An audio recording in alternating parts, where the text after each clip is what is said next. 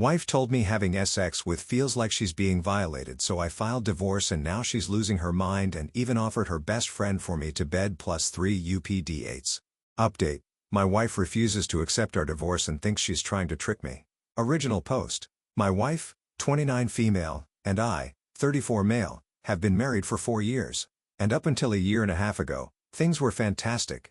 Our marriage began to deteriorate after there was a significant drop in sex between us. Not intimacy, just the actual sex part of the relationship. We would still cuddle and have deep intimate moments talking and just being around each other, but she kept rejecting my attempts at taking things further past kissing. Now, we have had no problem communicating, so I made sure to address it early.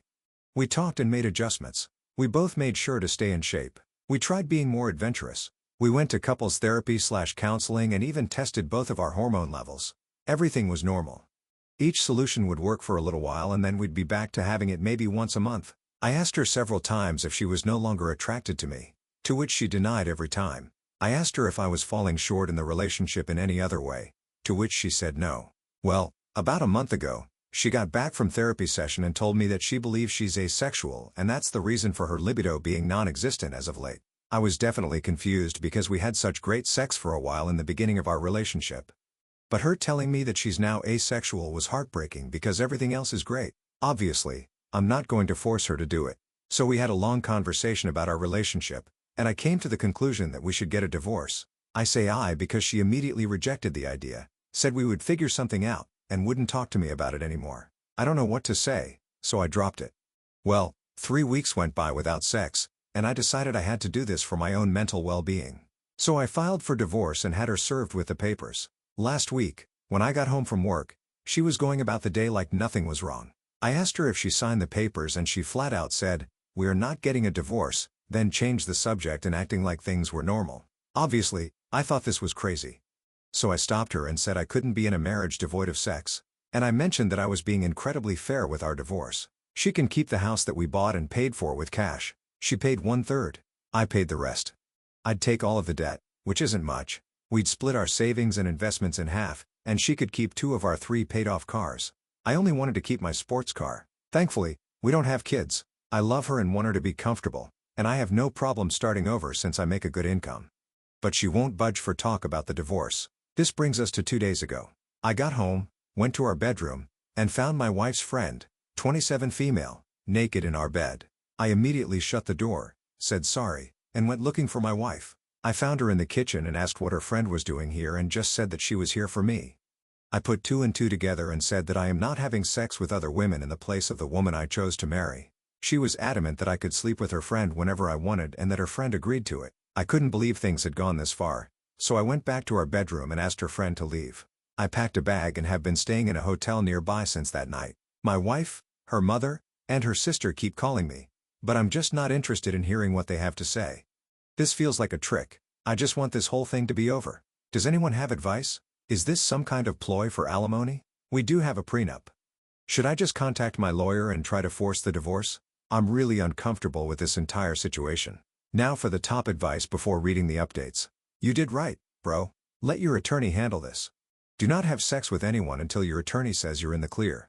That's my only course of action right now. I'm going to look for an apartment tomorrow. Also, why are you offering her so much? Split the marital property equitably and move on. If you even have the slightest inclination that she's trying to set you up, then don't just roll over and let her have everything because that won't be enough for her and her attorney. She has been wonderful to me otherwise. I don't feel like she should be punished for finding out who she is. I want her to be comfortable because she doesn't make nearly as much as I do. I can bounce back with no issue.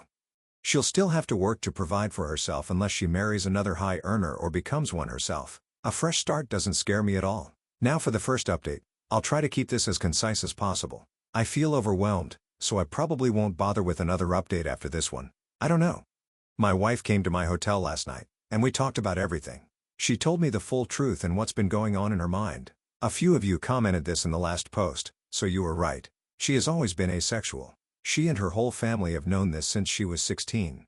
Apparently, this is the reason why her last long-term relationship of 3 years ended. He broke up with her after the sex between them diminished to being non-existent after the first year. She told me that it's easier for her in the beginning when emotions are running high, but she still needs to force herself to have it. I knew they broke up due to irreconcilable differences, but I didn't ask for details nor did she tell me. After a lot of apologies and crying, she told me that I was the first person she was able to tolerate sex with for so long and that she did enjoy it a handful of times. But after a while, she still felt like she was being violated. I broke down after hearing this and started kicking myself for not catching on to any of this. She said she tried her best to please me as much as she could. She still doesn't want the divorce, and she doesn't want the house, cars, or the savings. She just wants me and is ready to do whatever it takes to keep me. She even said that she would sign a post-snap stating this. As for her friend, she was there during her last breakup and helped support her through it. My wife went to her after I brought up divorce and talked things out. Her friend suggested that she opened a relationship for me, but she said she didn't want me sleeping with strange women. So her friend volunteered herself to be the one that sleeps with me. My wife thought this was a great idea, which led to the fiasco at our house. I won't comment on her appearance because it doesn't matter, and I don't blame the friend. My lawyer got back to me. "You are all right. I don't need her permission, but I will have to wait if I want to push it through." I asked her why she lied to me this entire time, and she said she was tired of being rejected after revealing she was asexual. So she convinced herself that she would be able to force herself to have sex during the relationship. The hormone testing, the sessions in couples therapy, and all of our solutions were just her buying time to find another way around it or give herself enough time to build up the strength to start regularly having it with me again. Our conversation ended with us holding each other in bed, crying for a couple of hours. No. We didn't have sex. She pleaded with me to hold off on the divorce so we could look for a solution together and then left my hotel room. I'm now sitting alone, typing this freaking post. I guess I found out that we don't share everything with each other. Thank you to everyone who has messaged me directly. I'm still trying to get all of them. I don't know what I'm going to do. Second update, I've tried to read every comment/message and take to heart what most of you had to say. Also, please stop messaging me. I can't respond to everyone. It's too much. I'll make this as short as possible. After my last update, my wife asked me to meet with her about a week later to discuss things. I've been staying at an extended stay hotel since that night with her friend. We met at our house and talked for a few hours. She started off with a ton of apologies for how she acted, for lying about her sexuality, and for not taking my sexual needs more seriously. Before I could say anything, she presented a side post-nub agreement she had drafted with a lawyer stating that she doesn't want anything. The house, the cars, the savings, everything. I felt like the biggest a-hole for thinking that she was tricking me for more money. I asked her if she was serious, and she told me to take the post-nub with me and sign it when I'm ready. I still haven't signed it. It's in my backpack. I told her that I still think divorce is our best course of action and that we both deserve to find someone who matches our needs. She still refused and borderline begged me to reconsider. She started crying, and so did I.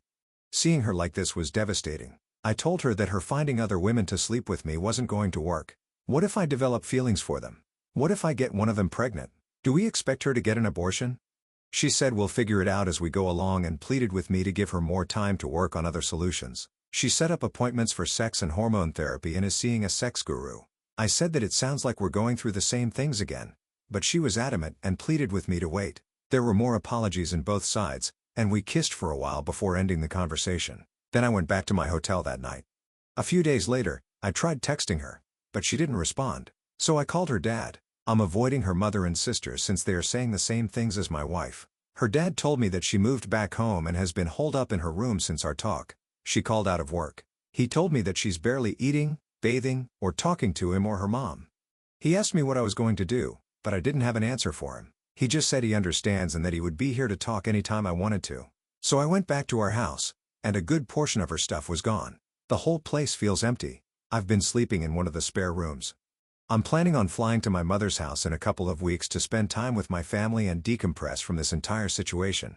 I'm still on the divorce side of defense, but I guess there's no rush. Thank you to everyone for your insight and concern. Seriously, I know we're all strangers, but most of you have been a huge help to my mental health. Seriously, thank you. I think I'll just make a quick edit to this post once we reach a resolution for anyone who cares. She said, we'll figure it out as we go along and ask you to please give her more time to work on other solutions. No. You should figure it out now and hold her to that. It's her "we'll figure it out as we go" mindset that got you both into this situation. I don't even know her, but this one pattern of her behavior keeps repeating in your posts. She avoids the hard questions. These aren't faraway hypotheticals but legitimate possible consequences of the plan she's suggesting. If you have any interest in saving this relationship, then you need to hammer out the details before you act. She sure won't. It's a rough situation, but if having an intimate physical relationship with your wife is important, I think you know what needs to be done. It sucks for everyone involved. Godspeed. Sex in the relationship is like the toilet in your house.